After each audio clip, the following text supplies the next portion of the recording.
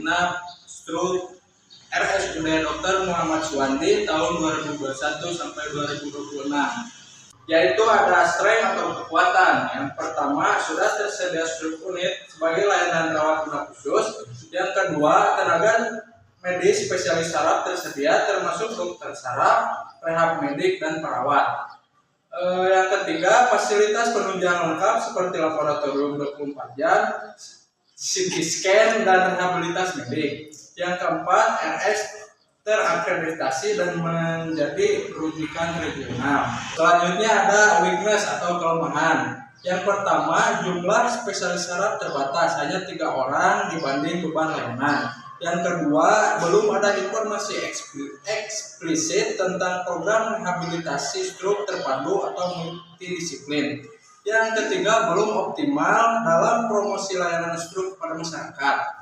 Yang keempat, tidak disebutkan adanya sertifikasi khusus untuk struk unit, misal struk ready hospital. Selanjutnya ada opportunities atau peluang. Yang pertama, tingginya tren peningkatan kasus struk di masyarakat. Yang kedua, dukungan pembiayaan dari BPJS untuk perawatan struk. Yang ketiga, potensi kinerja sama dengan komunitas atau program nasional pengendalian penyakit tidak menular. Yang keempat, peluang mengembangkan layanan struk terpadu sebagai pusat unggulan. Selanjutnya ada threat atau ancaman. Yang pertama, persaingan dengan RS lain yang memiliki struk center lebih lengkap.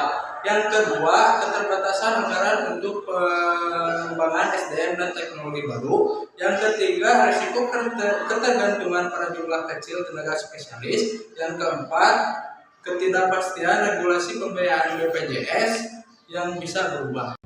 Baik, di sini saya akan memaparkan materi selanjutnya mengenai tabel IFAS dan tabel EFAS. IFAS adalah singkatan dari Internal Factor Analysis Summary dan EFAS adalah singkatan dari External Factor Analysis Summary. Di sini ada contoh tabel IFAS. Yang pertama ada faktor strategis, ada strength, ada weakness, ada total, dan di sebelah atas ada bobot, ada rating, dan juga ada skor. Cara menghitung skor yaitu dihitung dari nilai bobot dikali nilai rating. Sebagai contoh, 0,15 dikali 4 sama dengan 0,60. Untuk nilai bobot sendiri ditentukan dengan seberapa penting unit tersebut di ruang rawat inap struk itu atau seberapa kurang penting unit tersebut. Sebagai contoh, di sini ada nilai bobot 0,15 dan ada nilai bobot 0,10. Berarti itu ditandakan dengan 0,10 adalah nilai bobot yang kurang dibutuhkan. Pada tabel IFAS untuk faktor strategisnya pada poin strength, yang pertama ada tersedianya stroke unit dengan nilai bobot 0,15, rating 4 dan skor 0,60. Yang kedua ada tersedianya spesialis saraf dengan nilai bobot 0,11, rating 3 dan skor 0,33. Yang ketiga ada status RSUD rujukan dan terakreditasi dengan nilai bobot 0,13, rating 3 dan skor 0,39. Dan yang terakhir ada fasilitas penunjang CT scan rehab dengan nilai bobot 0,11, rating 3 dan skor 0,33. Poin kedua ada weakness. Dengan faktor strategis yang pertama, terbatasnya jumlah spesialis saraf. Yang kedua, belum optimalnya promosi layanan struk. Dan yang ketiga, belum ada program struk terpadu. Untuk nilai bobot dan nilai rating skor bisa sama teman-teman dilihat dari tabel berikut. Lalu di sini ada total. Total dari bobot yaitu poinnya 1,00. Total dari skor poinnya 2,10. Di sini ada perbedaan yang sangat jelas antara skor pada tabel IFAS dan skor pada tabel EFAS. Pada tabel IFAS skornya itu 2,1. Dan apabila pada tabel EFAS skornya ada pada 2,2. Yang kedua yaitu ada tabel EFAS.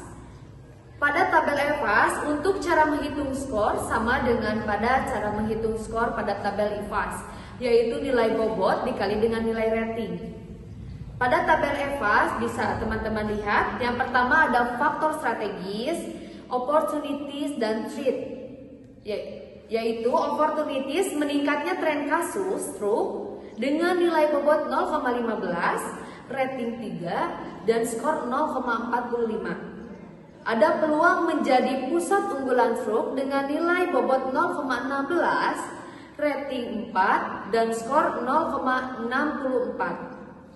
Ada dukungan BPJS dengan nilai bobot 0,10, rating 2, dan skor 0,20. Potensi kerja sama promosi PTM dengan nilai bobot 0,15, rating 2, dan skor 0,30.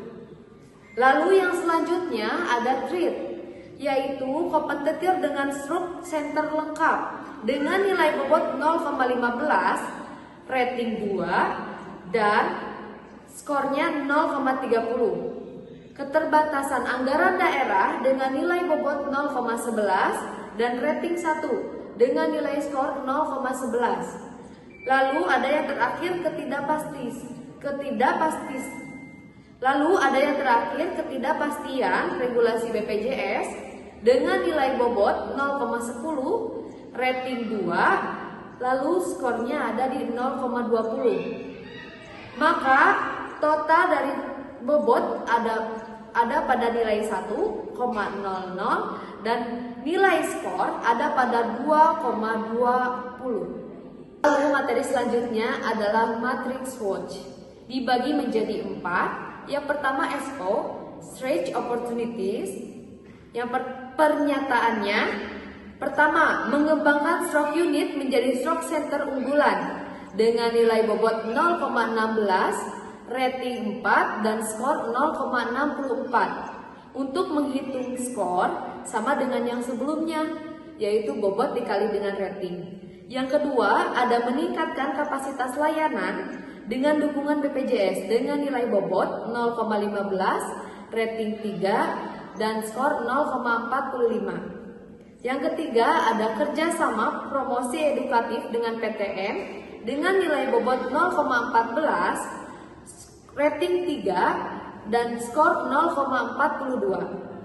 Yang keempat, ada promosi layanan stroke ke masyarakat dengan nilai bobot 0,15, rating 3, dan skor 0,45. Yang kedua ada ST, yaitu straight dan treat.